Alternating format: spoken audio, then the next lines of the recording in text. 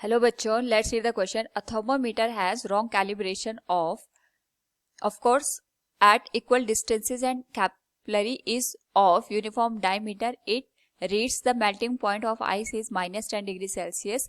It reads 60 degrees Celsius in place of 50 degree. The temperature of the boiling point of water on this scale is, here we have given 4 options. Now to answer this question, first we will discuss here the key concept, and here the key concept will be given as thermometer scale. तो हमारे पास यहाँ पे हम thermometer का use temperature को major करने के लिए करते हैं. अलग अलग हम यहाँ पे स्केलिंग का यूज करते हैं जिसकी हेल्प से जो टेम्परेचर है उसको मेजर किया जाता है. स्केलिंग यहाँ पे अगर हम बात करें तो फ़ारेनहाइट में होती है, केल्विन में होती है, सेल्सियस में होती है, और अदर भी जो हमारे पास यहाँ पे स्केल होते हैं उसका हम यूज करते हैं to measure the temperature. Now अगर हम थर्मोमीटर की बात करें तो जो हमारे पास सेल्सियस स्केल होती है उसमें हम लोअर मोस्ट पॉइंट और अपर मोस्ट पॉइंट को यहाँ पे सेलेक्ट करते हैं, और जो लोअर मोस्ट पॉइंट होता है ये वाटर के यहाँ पे फ्रीजिंग पॉइंट को इंडिकेट करता है, यानी इसका जो लोअर मोस्ट पॉइंट होता है 0 डिग्री सेल्सियस होता है, और अपर पॉइंट यहाँ पे वाटर के बॉइलिंग पॉइंट को इंडिकेट करता है, दैट इज 100 डिग्री सेल्सियस. इस स्केल को हम यहाँ पे इक्वल पार्ट में डिवाइड करते हैं और इसका यूज हम यहाँ पे टेम्परेचर को मेजर करने के लिए करते हैं. इसी तरीके से जैसे फ़ारेनहाइट स्केल होती है उसमें लोअर मोस्ट पॉइंट हमारे पास 37 डिग्री सेल्सियस होता है, एंड अपर मोस्ट जो पॉइंट होता है अगर हम उसको ऑब्जर्व करें that is given as 212 degree Fahrenheit, और टोटल यहाँ पे 180 डिग्री हमारे पास डिवीजन होते हैं फॉर द गिवन स्केल. तो इसी तरीके से यहाँ पे हमारे पास एक थर्मोमीटर का हमने यूज किया है जो कि रॉन्ग कैलिब्रेशन कर रहा है. तो सबसे पहले हमें ये देखना होगा कि हम जो थर्मोमीटर यूज कर रहे हैं उसमें टोटल कितने नंबर ऑफ डिवीजन है as compare to the standard thermometer. यानी जो हमारे पास स्टैंडर्ड थर्मोमीटर होता है उसमें जो नंबर ऑफ डिवीजन हमारे पास होते हैं वो 100 के बराबर होते हैं. जैसे अभी हमने यहाँ पे डिस्कस किया था, ये हमारे पास यहाँ पे स्टैंडर्ड वैल्यू को रिप्रेजेंट करता है. लेकिन जो हम यहाँ पे रॉन्ग थर्मोमीटर यूज कर रहे हैं उसमें सबसे पहले हमें ये देखना होगा कि नंबर ऑफ जो डिवीजन हम कर रहे हैं वो कितने हैं. तो सब उसको यहाँ पे कैलकुलेट करने के लिए हमारे पास जो स्टैंडर्ड वैल्यू होती है और जो हमारे पास यहाँ पे रॉन्ग कैलिब्रेशन है उस स्केल को आपस में कंपेयर करेंगे. तो इसके लिए हम जनरल फॉर्मूला यूज करते हैं कि हमारे पास यहाँ पे जो रॉन्ग कैलिब्रेशन का स्केल है वी कैन इंडिकेट इट, ये हमारे पास यहाँ पे रॉन्ग थर्मोमीटर को इंडिकेट कर रहा है, and this one is the standard scale.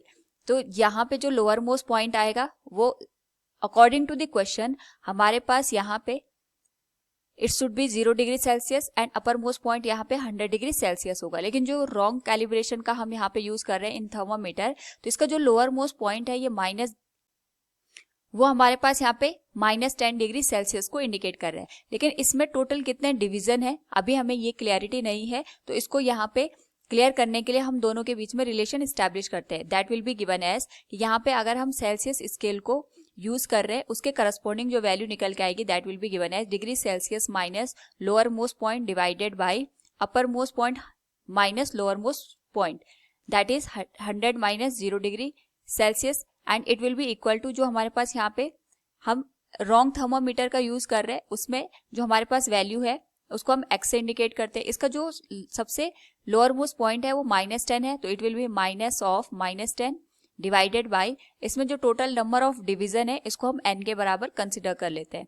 सो अगर हम अकॉर्डिंग टू द क्वेश्चन देखेंगे तो हमारे पास जो ओरिजिनल थर्मोमीटर है उसमें जो टेम्परेचर है वो तो 50 डिग्री सेल्सियस है, लेकिन जो रॉन्ग थर्मोमीटर है वो इसी 50 डिग्री को 60 डिग्री के बराबर रीड कर रहा है. तो अगर हम यहाँ पे वैल्यू पुट कर दें तो ओरिजिनल वैल्यू हमारे पास 50 है, इसको हम डिवाइड कर देंगे 100 से, लेकिन जो हम यहाँ पे थर्मोमीटर यूज कर रहे हैं that is showing us wrong calibration, उसमें जो वैल्यू हमें शो हो रही है वो 60 डिग्री के बराबर शो हो रही है, and it will be given as +10 divided by NK. तो ये आ जाएगा 50 डिवाइडेड बाई 100, ये आ जाएगा 2 के बराबर, and from here we can write n will be given as 60 + 10 it will become 70, and 70 into 2 it will become 140.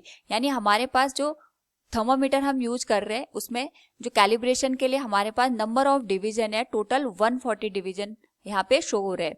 तो यहाँ से हम ये देख सकते हैं कि हमारे पास जो वाटर का बॉइलिंग पॉइंट होगा वो हमारे पास कितना होगा ऑन दिस रॉन्ग स्केल। तो जो हमारे पास यहाँ पे स्टैंडर्ड स्केल होती है उसमें तो 100 डिग्री सेल्सियस पे बॉइलिंग पॉइंट शो हो रहा है, लेकिन जो रॉन्ग हमारे पास यहाँ पे स्केल हम यूज करें इसमें टोटल नंबर ऑफ डिवीजन 140 है, तो इसके करस्पॉन्डिंग हमारे पास जो बॉइलिंग पॉइंट की वैल्यू होगी वो कितनी होगी। तो इसको कैलकुलेट करने के लिए अगेन जैसे हमने यहाँ पे स्टैंडर्ड इक्वेशन और जो हमारे पास यहाँ पे रॉन्ग कैलिब्रेशन थी उसके बीच में रिलेशन स्टैब्लिश किया था, तो यहाँ पे हमारे पास जो सेल्सियस स्केल होगी उस पर्टिकुलर केस में अगर हम स्टैंडर्ड वैल्यू को देखेंगे तो जो बॉइलिंग पॉइंट आएगा वाटर का it will be given as 100 degree Celsius. तो जो सेल्सियस स्केल है that will be given as 100 minus जो लोअर मोस्ट पॉइंट है वो तो 0 के बराबर होता है एंड नंबर ऑफ डिवीजन इसमें 100 होते हैं। और जो रॉन्ग कैलिब्रेशन है उसके अकॉर्डिंग अगर हम वैल्यू देखें तो ये वैल्यू हमें कैलकुलेट करनी है, इसको मैं y के बराबर कंसिडर कर लेती हूँ। इसका जो लोअर मोस्ट पॉइंट है वो -10 डिग्री सेल्सियस है और इसमें जो टोटल नंबर ऑफ डिवीजन है ये 140 के बराबर है, तो 100 से 100 कैंसिल हो जाएगा and from here we can write y + 10 will be equal to 140। तो जो y की वैल्यू है वो आ जाएगी 130 डिग्री सेल्सियस। यानी जो स्टैंडर्ड हमारे पास थर्मामीटर होता है उसमें जो वैल्यू 100 डिग्री सेल्सियस शो करती है वही ये wrong thermometer 130 degree Celsius show करेगा। So from the given question we can say the temperature of boiling point of water on this scale is 130 degree Celsius. Option B will be the right answer. Hope all you understood it. Thank you and best of luck.